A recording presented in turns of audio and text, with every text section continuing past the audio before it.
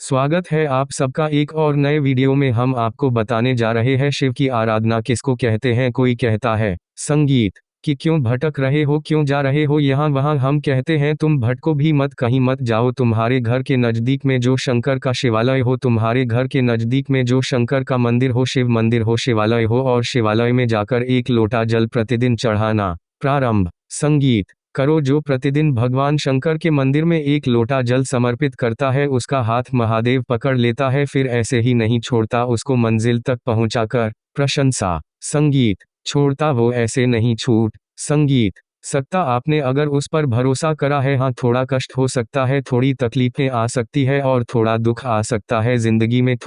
थोड़े तकलीफें हर मनुष्य के जीवन में आती है। कोई संत, कोई साधु, कोई गुरुवार, कोई ब्राह्मण, कोई बहुत बहुत बड़ा महाराज भी अगर तुमको कह दे कि उसकी जिंदगी में दुख नहीं है तो समझ लेना कि झूठ बोल रहा है। मेरे राम जी महाराज भी इस पृथ्वी पर जन्मे तो उनकी जिंदगी में भी दुख आया। मेरे भगवान कृष्ण भी इस पृथ्वी पर जन्मे तो उनकी जिंदगी में भी दुख आया। माता जानकी भी इस पृथ्वी पर प्रकटीज में भी दुख आया। राधा रानी भी इस पृथ्वी पर प्रकट तो उनकी जिंदगी में भी दुख आया। संसार में अगर जन्म लिया है, मृत्युलोक में अगर तुम पैदा हुए हो, पृथ्वी पर अगर तुम आए हो, तो तुम्हारी जिंदगी में दुख यह नहीं कि नहीं आएगा। हमारे पूर्व के कर्म के अनुसार हमारी जिंदगी में दुख, हमारी जिंदगी में तकलीफ आती है, पर वो दुख मिटेगा। संगीत कैसे राम जी का दुख कैसे मिटा था। रामपथ गमन में जहाँ जहाँ चलकर देखो, चलो आपके पास में है पंचवटी, आपके पास में नासिक लगा हुआ है, पंचवटी लगी हुई। यह कथा 19 तारीख को पूर्ण हो जाएगी। 21 तारीख को नासिक में माता गोदावरी के तट पर पंचवटी में 5 दिवसीय कार्तिक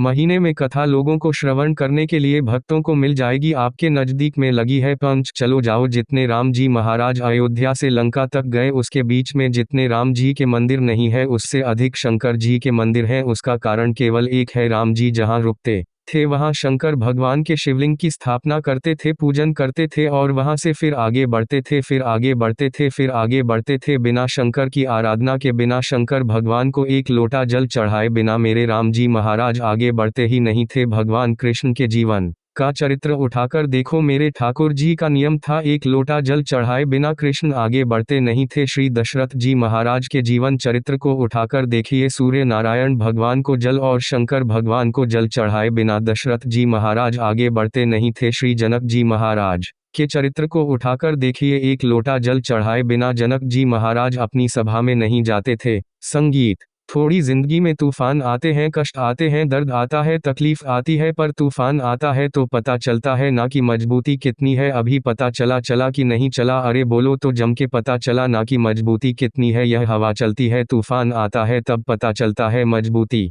कितनी है। उसी तरह दूसरे धर्म के लोग तुम्हें गाने के लिए आगे बढ़ते हैं, पर तुम्हारे भीतर का सनातन धर्म दिखा देता है कि मजबूती की। छत्रपति शिवाजी महाराज, जिनकी माता ने कहा कि बेटा सामने किला है और वह किला मुझे चाहिए, शिवाजी कहते हैं माँ क्या बात करती हो, यह किला व कितना कितना सैनिकों का बल भरा पड़ा हुआ है और मेरे पास में कुछ भी नहीं है, मेरे पास कुछ। संगीत भी जीजाबाई के शब्द जब श्रवण किए छत्रपति शिवाजी महाराज को, छत्रपति का संबोधन स्वयं उनकी माता ने दिया है। स्वयं उनकी माता कह दिया, जीजा सामने जो किला है वह मेरा है, तुझे मालूम है। हाँ माँ मैंने सुना है यह किला अपना है, फिर कब्जा दूसरे का है। और छत्रपति शिवाजी ने कहा बहुत भारी सेना है उसके पास में, बहुत बले है उसके पास में, सेना प्रबल है उसके पास में, मेरे पास इतनी सेना नहीं है। माँ ने कह दिया, शिवाजी तेरे बस की बात नहीं है, मैं खुद जाऊंगी और किला लेकर आऊंगी। स्वयं शिवाजी ने सुना कि माँ स्वयं किला लेने के